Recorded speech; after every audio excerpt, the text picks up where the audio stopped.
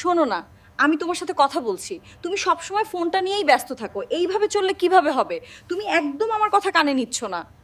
আপনার কি কখনো এমন মনে হয়েছে যে আপনি আপনার সঙ্গীর সাথে খুব গুরুত্বপূর্ণ কোনো বিষয় নিয়ে কথা বলছেন, অথচ মনে হচ্ছে যে আপনি কোনো মানুষের সাথে নয়, বরং একটি নিরেট পাথরের দেয়ালের সাথে কথা বলছেন? ওপাশ থেকে কোনো সাড়া শব্দ নেই, কোনো প্রতিক্রিয়া নেই, যেন আপনি অদৃশ্য। সম্পর্কের ভাষায় এই ভয়ানক নীরবতাটা, এটার নাম হচ্ছে যে স্টোন ওয়ালিং।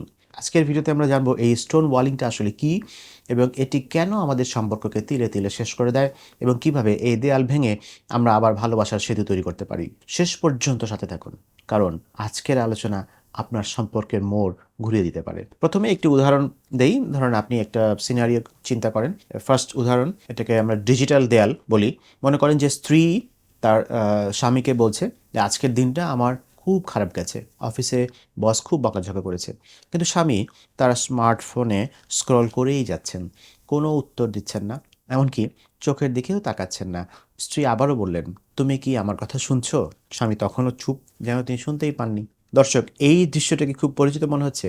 এটাকেই বলা হয় ডিজিটাল স্টোন ওয়ালিং। এখানে স্বামী হয়তো বা ভাবছেন তিনি ঝগড়া এড়াচ্ছেন, কিন্তু আসলে তিনি স্ত্রীকে বার্তা দিচ্ছেন, তোমার অনুভূতি আমার কাছে গুরুত্বপূর্ণ নয়। এটি অপরদিকের মানুষটিকে চরম একটা একাকিত্বের মধ্যে ফেলে দেয়। স্টোন ওয়ালিং মানে শুধু চুপ করে থাকা নয়, এটি হলো আলোচনার মাঝপথে নিজেকে সম্পূর্ণভাবে গুটিয়ে নেওয়া। বিখ্যাত মনোবিজ্ঞানী ডক্টর জন গটম্যান, ওনার মতে ডিভোর্স বা বিচ্ছেদের যে প্রধান চারটি কারণ আছে, তার মধ্যে স্টোন ওয়ালিং অন্যতম। আরেকটা উদাহরণ দেখি, যা হয়তো বা অনেকের ঘরেই ঘটে। যেমন ধরেন যে হঠাৎ প্রস্থান, তর্ক চলছে হয়তোবা সংসারের খরচ বা বাচ্চাদের পড়াশোনা নিয়ে।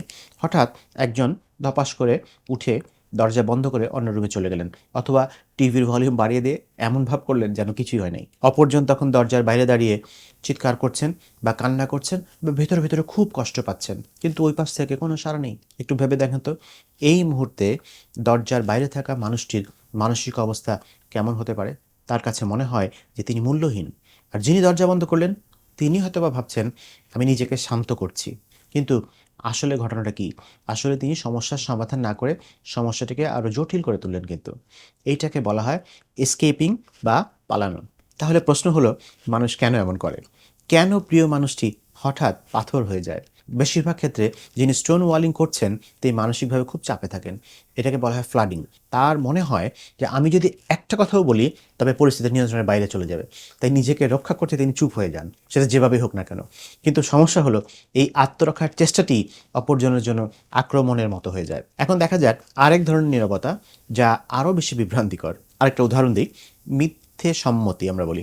সঙ্গী খুব রেগে জিজ্ঞাসা করছেন, তুমি কেন এটা করলে? উত্তর হলো হুম, হুম। আবার প্রশ্ন, তুমি কি বুঝতে পারছো আমি কি বলছি?